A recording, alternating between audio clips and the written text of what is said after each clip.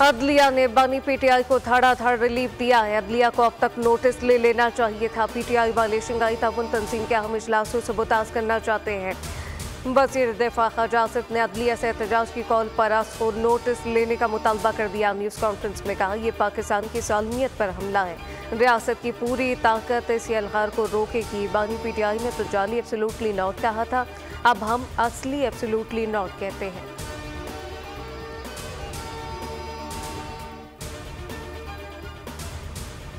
Shanghai ताउन तंजीम summit के दौरान एहतजाज की मजम्मत नहीं, मुरम्मत भी होगी। पाकिस्तान और इसके इदारों पर हमला करने वाली सियासी जमात नहीं हो सकती।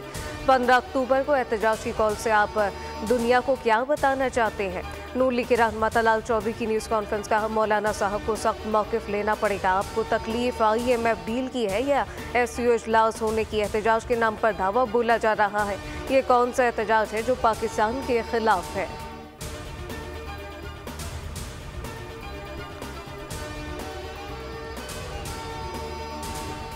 वफाकी आईनी अदालत का क़याम कायद-ए-आज़म का ख्वाब था। इन्होंने सबसे पहले वफाकी आईनी अदालत की तजवीज़ पेश की। पीपल्स पार्टी के चेयरमैन बिलावल भुट्टो सरदारी का ट्विटर पैगाम कहा कि कायद-ए-आज़म मोहम्मद अली जिन्ना ने पहली मरतबा वफाकी आईनी अदालत की तफसील 27 अक्टूबर 1931 को लंदन में मुनक़िदा गोल मेज़ कॉन्फ्रेंस में पेश की।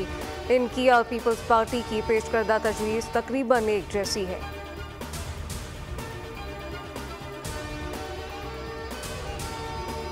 वफाकी आईनी अदालत का फैसला किसी अदालत में चैलेंज नहीं हो सकेगा। आईनी अदालत का चीफ जस्टिस सदर और वज़ीर-ए-आज़म की एडवाइस पर मुकर्रर करेंगे। आईनी तरमीम से मुताल्लिक हुकूमती मुसव्विदे के निकात सामने आ गए। मुजव्वज़ा तरमीम के मुताबिक वफाकी आईनी अदालत चीफ जस्टिस समेत 7 अरकान पर मुश्तमिल होगी। चीफ जस्टिस और 2 सीनियर तरीन जजेस रुकन होंगे। आईनी अदालत के पहले चीफ जस्टिस और 3 सीनियर जजेस का तकर्रुर कमेटी की सिफारिश पर किया जाएगा। कमेटी में 4 अरकान पार्लियामेंट, वफाकी वज़ीर कानून और पाकिस्तान बार कौंसिल का नुमाइंदा शामिल होगा। दोनों ऐवानों से हुकूमत अपोजिशन से 2-2 अरकान लिए जाएंगे। वफाकी आईनी अदालत के चीफ जस्टिस की मुद्दत 3 साल और उम्र बालाई हद 68 साल होगी।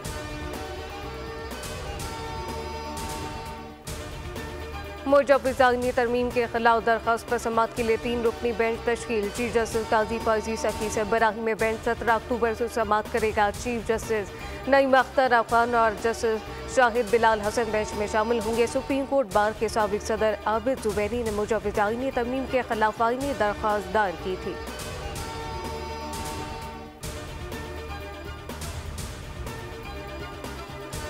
कराची में जमशेद रोड पर पुलिस मुकाबला रेस्क्यू के मुताबिक डाकू जख्मी हुआ, जिसे सिविल अस्पताल मुंतकिल किया गया। डाकू की शनाख्त 24 साल रहमत अली के नाम से हुई। गुलशन मेहमान में भी पुलिस मुकाबले के बाद डाकू जख्मी हालत में गिरफ्तार। डाकू असमतुल्ला से पिस्तौल, 3 मोबाइल फोन, नकदी रकम और मोटरसाइकिल बरामद।